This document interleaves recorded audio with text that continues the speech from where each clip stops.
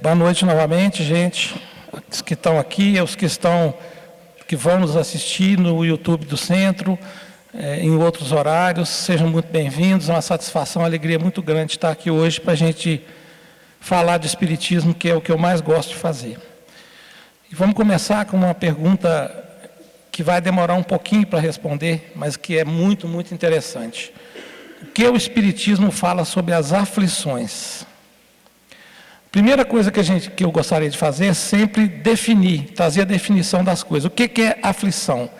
É um estado de sofrimento, de dor ou angústia que afeta uma pessoa no aspecto físico, quanto emocional ou espiritual.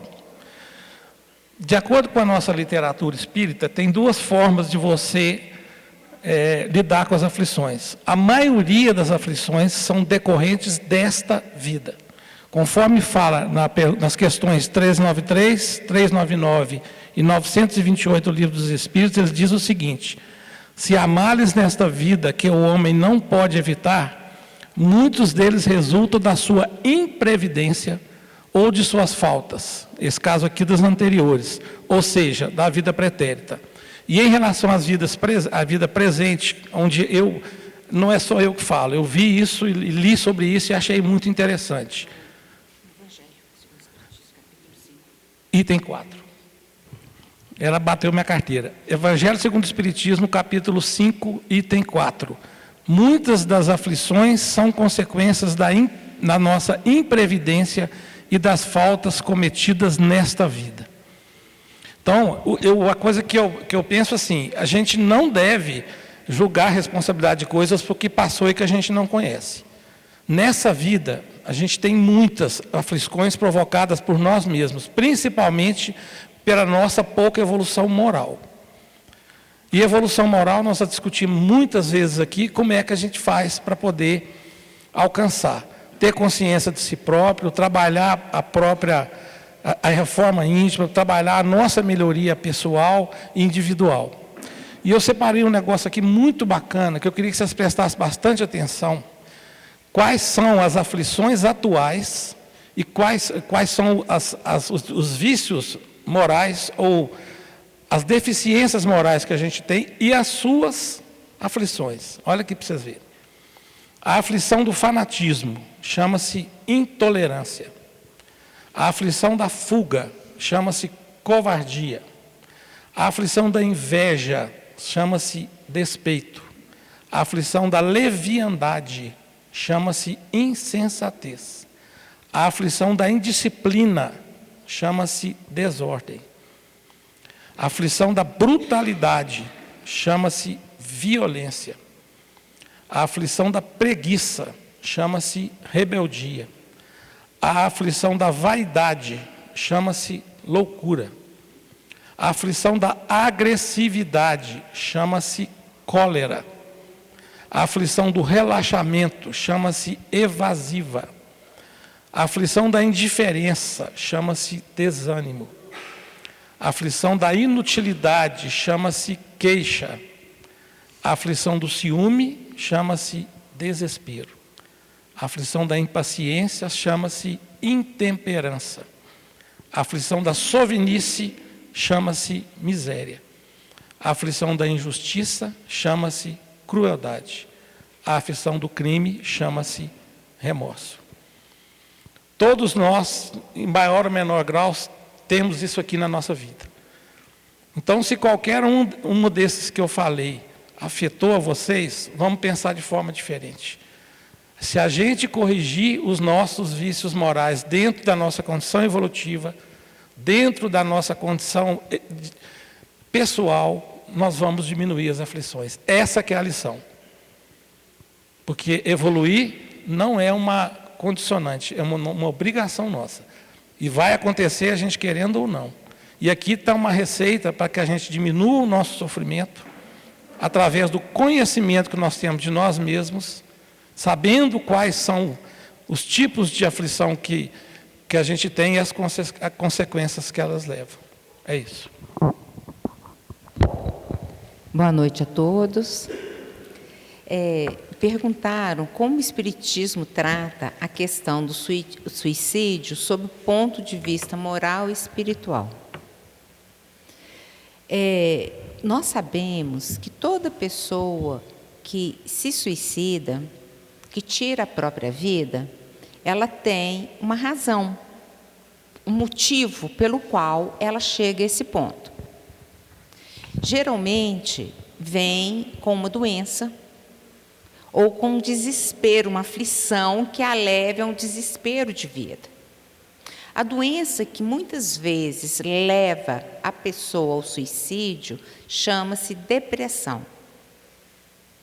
Então, essa depressão pode aparecer em várias situações. Quando chega, assim, uma depressão profunda, a pessoa perde a noção de si mesma e, para se libertar daquela dor, ela parte para o extremo.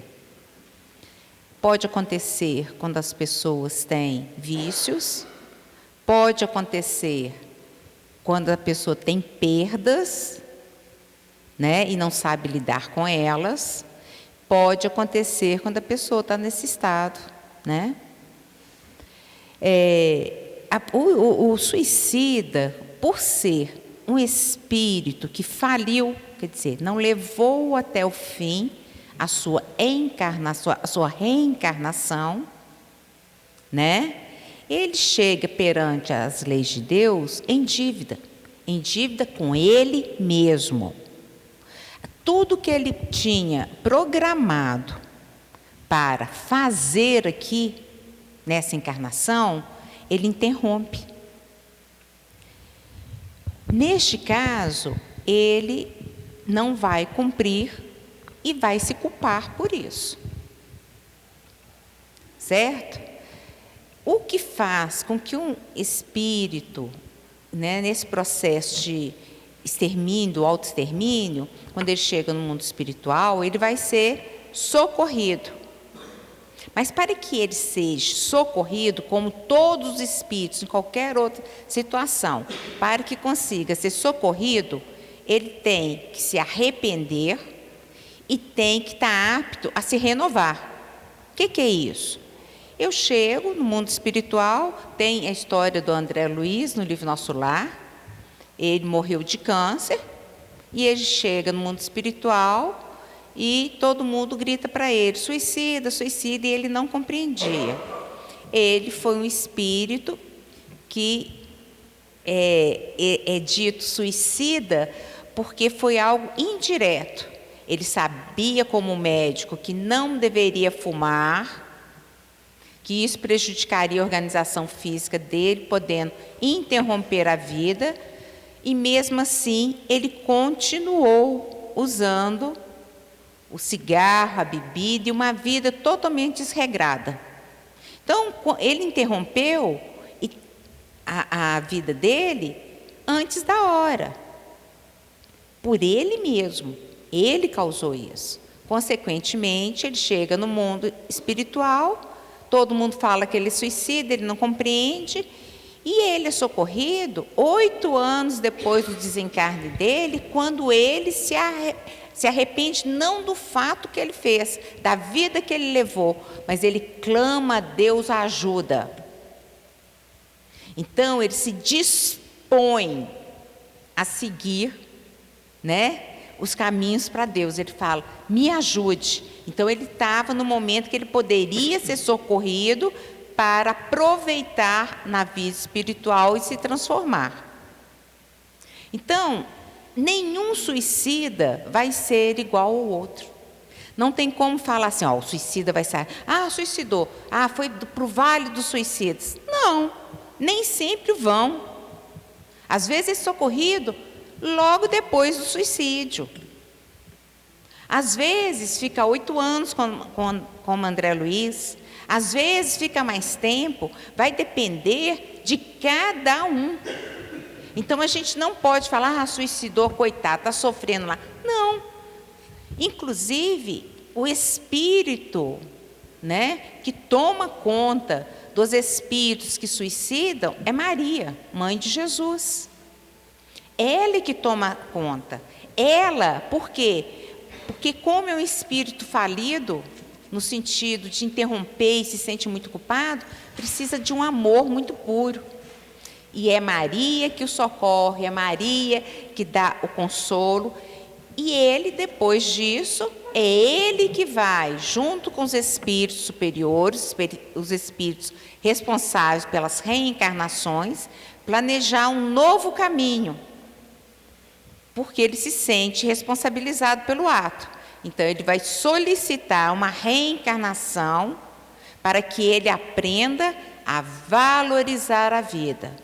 Não é para que ele seja castigado, é para ele aprender a valorizar essa oportunidade que Deus nos dá de estarmos nessa escola.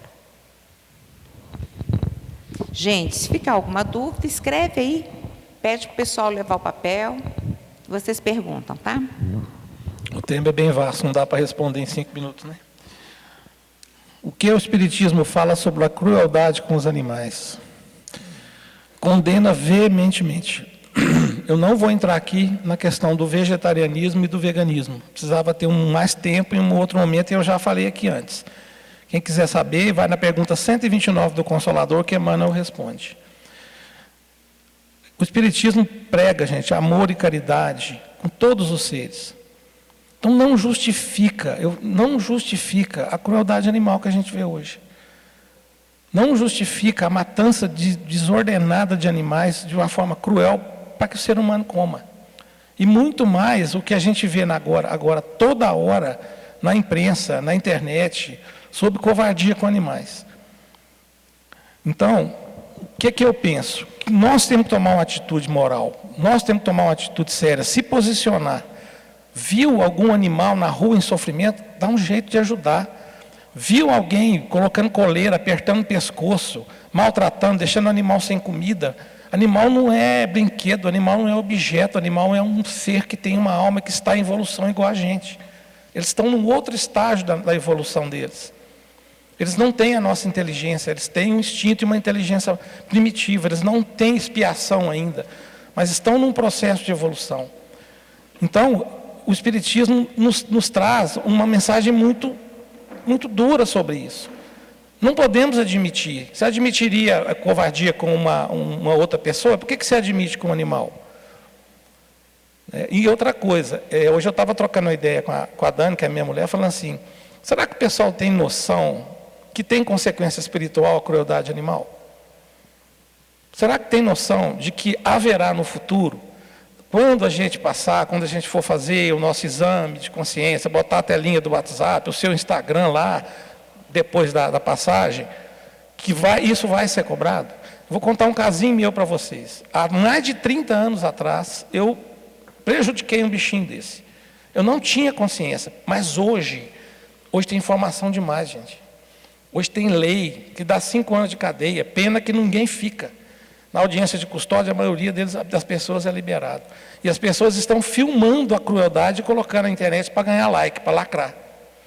Mas tem consequência, porque a gente está contribuindo para a desumanidade, a covardia. Então a gente precisa tomar atitude. Não é só o que eu falei aqui antes, não é só a gente ouvir as coisas e da porta para fora a gente não tomar atitude nenhuma, nem com a gente nem com os outros. Se você percebe alguma injustiça dessa, interfira. Não ache que isso é normal.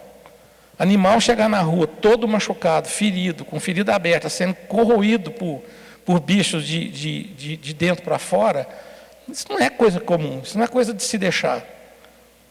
Então, esse animalzinho que eu sacrifiquei lá há tantos anos, até hoje a minha consciência dói. Infelizmente eu não consegui. Eu pensei, gente, como é que eu tive coragem de maltratar um bichinho daquele?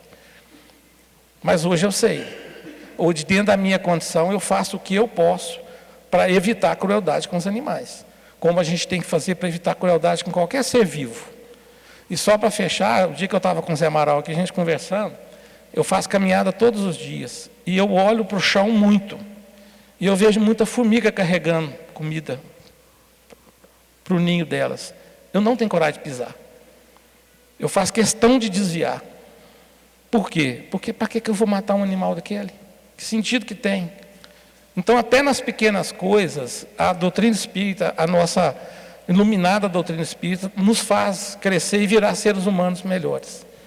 Atenuando o sofrimento do outro, a gente vai contribuir muito para a nossa evolução, e lá na frente, para que a gente for acertar as contas também, né? Tem uma questão aqui muito interessante. Qual a relação entre livre-arbítrio e destino? Né? Realmente a gente mistura muito isso, acha que todo mundo veio programado e tem que ser aquilo. Então, a gente comete nossos erros, nossos enganos e acha, não, isso aí é destino. Eu estou destinado a sofrer, O que acontece no mundo espiritual antes da gente reencarnar? Deus, primeiro ponto que a gente tem que pensar, Deus nos criou para sermos felizes. Deus não criou ninguém para sofrer. Ele nos criou para sermos felizes, certo? Só que eu, espírito, tenho na minha consciência situações que me afligem de vivências passadas. E eu peço para poder reparar isso. O que é esse reparo? O espírito ficar com a consciência tranquila. Então, o que é feito? Se traça no mundo espiritual, como eu falei do suicídio, junto com os nossos amigos espirituais, né, responsáveis pelas reencarnações, traça-se então você vai renascer, certo?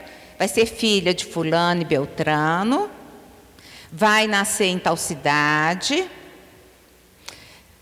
vai nascer no Morro, no Rio de Janeiro, vai nascer no Palacete, ali de São Paulo, o outro vai nascer em Divinópolis, dependendo das necessidades desse espírito, para ele aprender e, ao mesmo tempo, reparar os seus enganos que dói dentro dele, como a consciência do nosso companheiro aqui com o cachorrinho, né?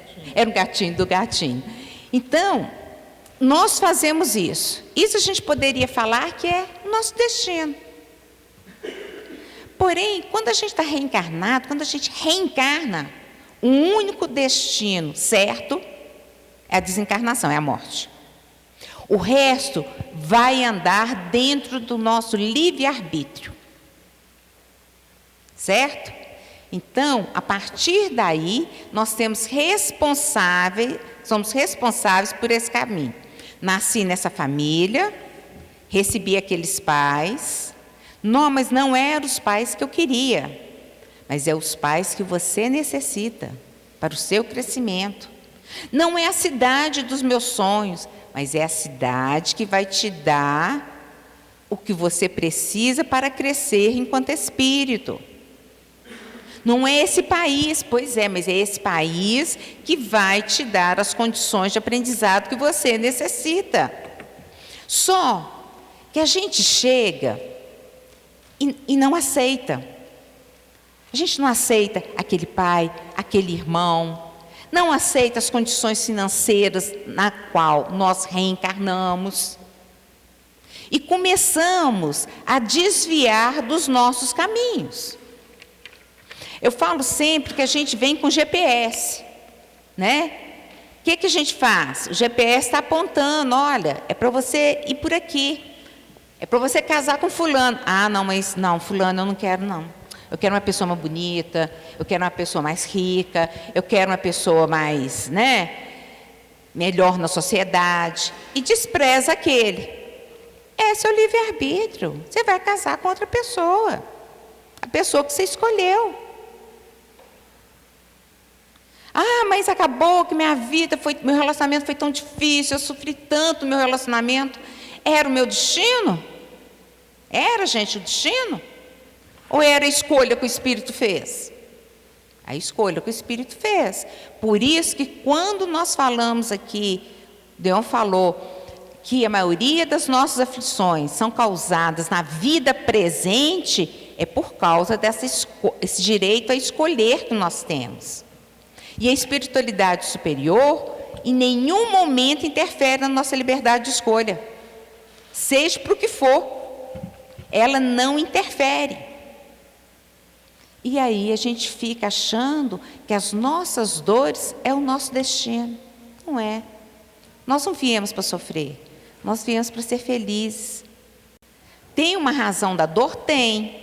A dor é um mecanismo de evolução que nos impulsiona a evolução, porque se a gente não sentir dor no estágio, né, evolutivo que nós nos encontramos, a gente simplesmente paralisa. Ficamos aqui parados. A gente não gosta, né, de sombra e água fria? Gostoso lá, né? A gente fica lá. Então a dor, ela vem para nos impulsionar ao crescimento, que a gente chama de dor evolução. Mas tem a dor causada por questões do passado, que são poucas, e o resto são escolhas atuais, mal feitas. É a boca que não conseguiu ficar fechada na hora. É a revolta por aquilo que é colocado no nosso caminho. É a não aceitação. Aí sim, aí nós causamos uma série de aflições e que muitas vezes a gente chama de destino. Tá? Essa é a relação que tem. Nós traçamos algo e depois nós temos o direito de cumprir ou não. Abre aspas para o Zé Amaral. Se não fosse a dor, a gente nadaria nas cavernas. Fecha aspas. Eu peguei uma aqui, peguei outra aqui. Tá? Gente, Maria é a mãe de Deus? Olha que pergunta. Para isso eu vou voltar um pouquinho e vou falar sobre fé cega. A fé não pode ser cega. A fé tem que ser clara, ela tem que ter uma razão de existir. Ela tem que fazer frente ao que a gente vive na vida. E quando a gente não tem esse poder de fazer a fé nos fazer seres questionadores, a gente está parado na evolução, a gente vai empacar a nossa evolução. Por que eu estou falando isso? Questionem tudo na vida de vocês, gente. Tudo. Tudo. Eu vou dar uns exemplos aqui para chegar em Maria. O que é Deus? Aliás, que é Deus? Para ser bem literal, como que está na obra. Inteligência suprema, causa primária de todas as coisas. Inteligência suprema, causa primária. Ele precedeu a todos nós. Deus, conforme a Liana falou, infinita bondade, infinita justiça, infinita misericórdia, paciência com a gente. Então Deus não criou o mal, gente. O que está cristalizado na nossa cabeça é que Deus é aquele ser punitivo que fica sentado numa cadeira, que é um velho de barba branca, com um tridente na mão, julgando as pessoas. Isso bate de frente com o que ela falou em relação ao livre-arbítrio. Então a gente terceiriza as coisas. Ah, Deus não quis. Deus não quis? Eu não quis.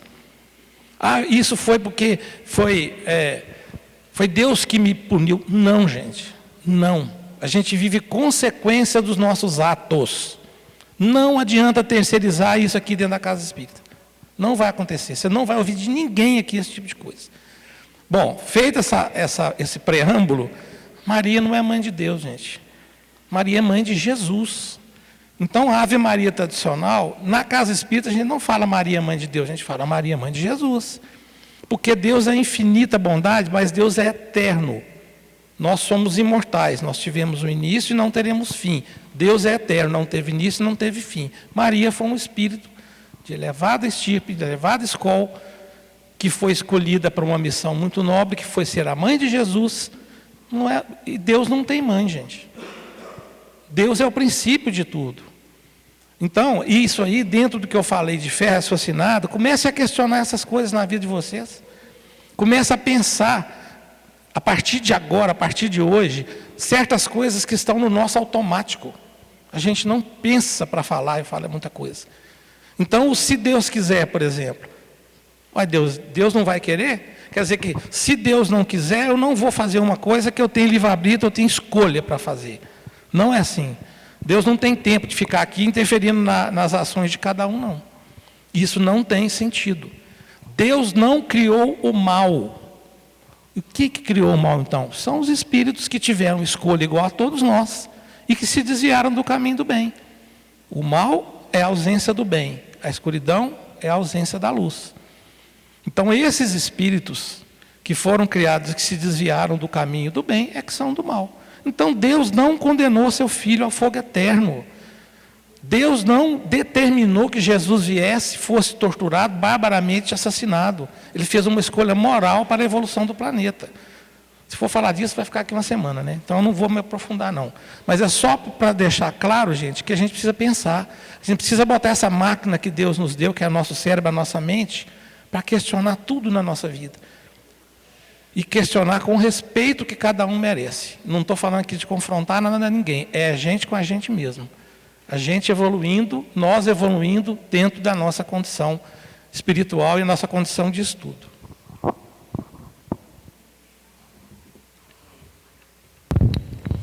A pergunta aqui é: os espíritos do bem e do mal que desencarnaram ficam vagando aqui na Terra até reencarnar novamente? E os do mal perturbam os vivos aqui na Terra? Essa pergunta é muito interessante, porque no mundo espiritual, gente, existem cidades, existem hospitais, núcleos de acolhimento. Existem cidades espirituais construídas por espíritos já voltados para o bem, como existem cidades espirituais construídas por espíritos voltados para o mal, pela ignorância. Então, os espíritos, o normal seria eles irem para essas cidades e lá continuarem a sua caminhada. Só que nós somos espíritos. Nós aqui, todos nós somos espíritos. Nós nos ligamos através da sintonia a outros espíritos. Certo? Eu me ligo com o Deon, a gente tem uma afinidade, né? E eu me ligo através do meu pensamento, das minhas ações, das minhas falas. Jesus falou pensamentos, palavras e obras, com os espíritos desencarnados. Então, um espírito que se afiniza comigo, ele está lá, né, no canto dele. E eu estou aqui, nossa, mas não, o Deon podia cair ali, nossa. Daí vem, um sintoniza comigo, porque a sintonia de pensamento é uma coisa assim, é rapidinho. Eu posso sintonizar com o espírito, está lá no Japão assim, ó, na hora. É mais rápido que o celular, viu, gente, para comunicar. Ele se afiniza comigo e vem para o meu lado. Uai, que isso, é uma parceira, minha amiga, pensa a mesma coisa, deseja as mesmas coisas. E fica insuflando, daí começa a me insuflar. Isso mesmo, Lena. Fala para o Deon, vai pensando aí mesmo, para o Deon cair, vou empurrar ele. E eu vou jogando esses pensamentos no Deon, até uma hora que eu chego e empurro ele, e ele cai. O espírito voltado para o erro, para o mal, ele veio por quê? Porque há em mim o mesmo desejo que nele. E isso é o espírito que gosta de álcool, de droga, de falar mal, de comer muito, de sexo, de fofoca. Eles vêm. Eles vêm porque eles sentem prazer ainda de fazer as mesmas coisas que nós fazemos enquanto estamos com esse corpo físico. Quando nós desencarnarmos, nós não vamos mudar. Quem gosta de futebol vai continuar gostando de futebol, quem gosta de comer vai continuar com prazer em comer. a gente não vai mudar da água para o vinho, não. Então a gente vai se atraindo, um atrai o outro. Então não é que os espíritos ficam aqui, não. Lá no mundo espiritual existem escolas, hospitais, onde o espírito vai crescer. Existem lugares de refazimento, existem lugares de descanso, existe tudo. Aliás, o nosso planeta, as cidades do nosso planeta, são construções imperfeitas, cópias das do mundo espiritual. Então, tudo que nós temos aqui, eles têm muito mais adiantado. A nossa cópia é imperfeita. Então, tudo no mundo espiritual é mais evoluído. A grande tecnologia que tem hoje aqui, já tinha lá há muito tempo. E isso eu estou falando do mundo espiritual vinculado ao planeta. Não vamos expandir para outros planetas, tá? Porque a Terra é apenas um planeta de provas e expiação. Muito imperfeito ainda. Tem uma pergunta feita aqui hoje, queria agradecer, pergunta muito interessante. No Espiritismo é proibido cantos, louvores e mais orações? Percebo muita seriedade às vezes, sente-se um clima tenso, porque quase não batem palmas após as palestras. Essa eu queria até responder. Olha, já tive a resposta. Gente, o Espiritismo proíbe nada. Absolutamente nada. Nós falamos até aqui de livre-arbítrio, de escolha. Mas ele espera tudo de nós. Olha o tamanho do problema que nós arrumamos. Aqui, a diferença é que nós não temos os rituais que existem em outras religiões, que a gente respeita. Eu vou falar um pouquinho aqui das religiões tradicionais. E a pessoa não bate com o palmo porque ela não quer. Basta querer. Não é? Essa questão da seriedade é porque, na minha opinião, tá? A doutrina espírita envolve muito estudo sempre. A gente não para de estudar. Isso é um vício maravilhoso que a gente tem, que é estudar. E no estudo a gente traz sempre as situações que em muitos lugares não são tratados. Por exemplo, os mistérios que eu vi enquanto eu estava em outro lugar, vivendo uma outra experiência espiritual, religiosa, mais de 95% deles, na minha conta de padaria, seriam explicados pela reencarnação. Que a gente só vê aqui, às vezes na Umbanda, às vezes no Candomblé e alguns outros. Então a gente discute assuntos sérios, a gente fala de morte toda hora. E às vezes a pessoa pode achar que nós estamos com um clima tenso, porque não é assim. Eu costumo, outro dia o Leandro estava aqui comigo e falaram por que a gente não canta. Ele cantou a música inteira aqui, eu nunca faria isso, eu não ia dar esse desprazer para vocês, né? Mas não tem isso. Então, assim, às vezes, busca leveza nas coisas. Outro dia eu falei aqui também sobre uma pessoa que estava aqui, a mulher que estava grávida e não conseguia aceitar o filho. Eu falei, vamos levar leveza para o seu coração. Então não tem isso aqui. Quer bater palma, gente? Fica à vontade. A Lena vai fazer palestra hoje, vocês podem aplaudir ela bastante, que eu não vejo problema. A seriedade, na minha opinião, é por causa disso. Pode complementar, Lena. Mas eu vejo, tá? Olha, gente, não bate palma não, sabe por quê? A gente tem uma coisa chamada vaidade, que mora dentro da gente.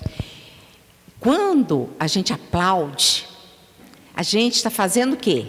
A gente está falando, foi bom. A gente está envaidecendo quem está aqui. Se a gente ficar muito vaidoso, a gente é presa fácil para cair. Então, por isso que muitas vezes a gente não aplaude os companheiros, porque, afinal de contas, a gente fica assim, não, a palestra dele foi boa, mas eu não vou ilustrar a vaidade dele, não, porque senão... Mas, se vocês forem em grupos de estudo, pelo menos os que eu dirijo são assim, né? Todo mundo conversa, todo mundo fala, a gente troca ideia, a gente canta antes. A gente faz o que a gente quiser, é grupo de estudo. Aqui, palestra pública, fica mais difícil. Por quê? A gente vai trazer um conteúdo. O orador vem e traz um conteúdo, né? Mas, no grupos de estudo, a gente pode perguntar, a gente ri, a gente começa a frequentar sempre o mesmo grupo, começa a ter uma intimidade com os outros participantes, a gente sai junto, a gente brinca um com o outro. Então, se torna algo bem mais leve, bem mais leve. Agora, é um lugar que a gente pode ficar à vontade, conversar, perguntar, sem problema nenhum. Acho que o Deon está certo. Porque eu não gosto de aplauso. Tá? Então, assim, a gente tem muita música bonita, né? Tem muitos artistas bons no movimento espírita, né? Mas nem todo mundo consegue. A gente não consegue trazer esse pessoal para vir ficar cantando todo dia. Então, tem essa dificuldade. O bom de você estar aqui é a divergência saudável, né? É lógico. Eu, quando gosto de alguma coisa, gente, eu faço questão de aplaudir porque eu gostei. Agora, o palestrante vai ter que administrar a vaidade dele para lá. Porque você ouvir uma palestra edificante que toca o seu coração, você quer expressar aquilo ali. E não foi só a Lena que falou essa mesma frase. Na semana anterior, o Leandro falou a mesma coisa.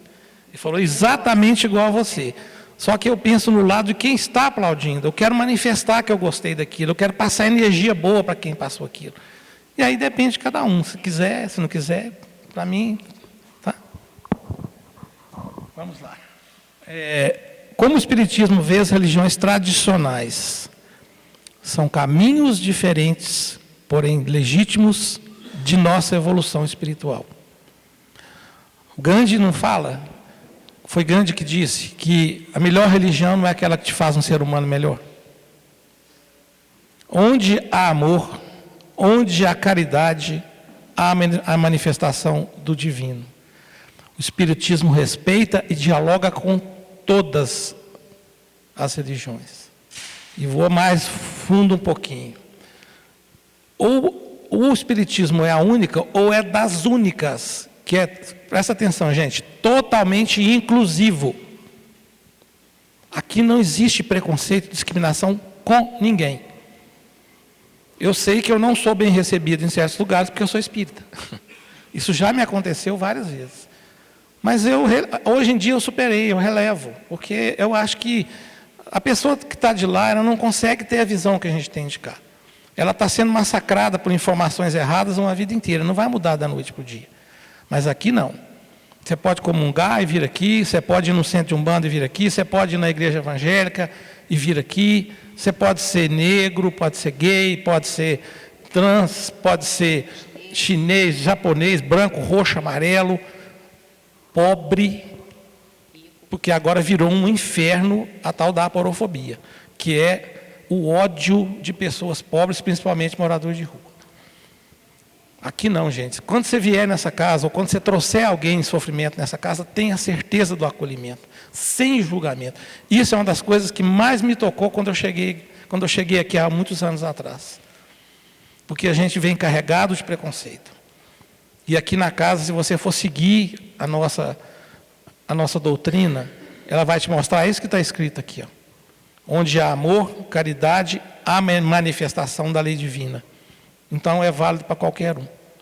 Ore à vontade, fique à vontade, vá para onde você se sente bem, mas lembre-se que tem que te fazer sempre um ser humano melhor. Fizeram uma questão aqui. O Espiritismo aceita dogmas ou verdades absolutas? Se eu fosse responder com uma palavra, não. O que nós temos é o que a gente chama de obras básicas, o Pentateuco. São 5 livros organizados por Allan Kardec. As respostas, as mensagens que ali estão, foram ditadas, psicografadas pelos espíritos superiores que aqui vieram nos trazer o que a gente chama de doutrina espírita. Kardec fala, é bem claro em colocar o seguinte: quando a ciência provar que em algum ponto a doutrina está em erro, aceite e altere. Mas não é o cientista, é a ciência. Porque um cientista pode ter uma opinião, mas para ela ser uma verdade, ela tem que ser provada, com dados. Assim como a doutrina espírita, no seu lado científico, foi comprovada. Kardec pegava cada questão, olhava, estudava, se aprofundava, pegava a resposta de vários médiuns para analisar e tirar um consenso, orientado pelo Espírito de verdade. Quem é o Espírito de verdade? Que a maioria dos espíritas aceitam e acreditam que seja. Você sabe? Jesus. Se não foi ele que assinou Espírito de verdade, foi uma falange, quer dizer, a união de vários espíritos superiores que transmitiram o pensamento dele. E isso foi comprovado. Tanto é que a própria ciência hoje está comprovando fatos, por exemplo, que André Luiz ditou para Chico Xavier há 70, 80 anos atrás. Agora é que a ciência está conseguindo falar, não é que é verdade? Quantos livros do André Luiz, através do Chico, não foi solicitado, cientistas não solicitaram que ele alterasse, porque aquilo era um erro. E Emmanuel falou, não altere, esta é a verdade. E hoje eles comprovam que Emmanuel e André Luiz estavam certos, e não o cientista da época. Certo? Tem muitos casos desses interessantes, né? Muitos. Como eu acho que eu dei mais uma pergunta para mim, outra para você, não é isso, Rosângela? O que o Espiritismo me recomenda para que eu me acalme? Aí eu fui buscar, né? E achei um negócio maravilhoso, que eu queria pedir licença a vocês para ler, do livro Palavras de Vida Eterna, lição 33. A lição chama Acalma-te. Conhece, né, Rosângela? A Deus tudo é possível. Jesus, Mateus 19, 26. Seja qual for a perturbação reinante, acalma-te e espera, fazendo o melhor que possas. Lembre-te de que o Senhor Supremo pede serenidade para exprimir-se com segurança. A terra que te sustenta o lar é uma faixa de forças tranquilas. O fruto que te nutre representa um ano inteiro de trabalho silencioso da árvore generosa. Cada dia que se levanta é convite de Deus para que lhe atendamos à obra divina, em nosso próprio favor. Não te exasperas, não lhe assimilas o plano. Se te afeiçoas à gritaria, não lhe percebes a voz. Conserva-te, pois, confiante, embora a preço de sacrifício. De certo, encontrarás ainda hoje corações envenenados que destilam irritação e desgosto, medo e fel. Ainda mesmo que te firam e te apedrejem, aquieta-te e abençoa-os com tua paz. Os desesperados tornarão a harmonia, os doentes voltarão à saúde, os loucos serão curados e os ingratos despertarão. É da lei do Senhor que a luz domine a treva, sem ruído, sem violência. Recorda-te que toda dor, como toda nuvem, forma-se, ensombra-se e passa. Se outros gritos o oprimem, espancam e amaldiçoam, acalma-te, espera. não ouvides a palavra do Mestre quando nos afirmou que a Deus tudo é possível, e garantindo o teu próprio descanso, refugia-te em Deus.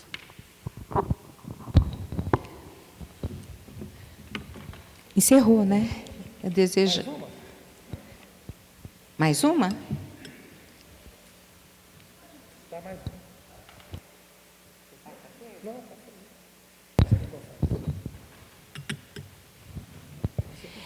Tem uma pergunta aqui. Espíritos podem errar mesmo após o desencarne?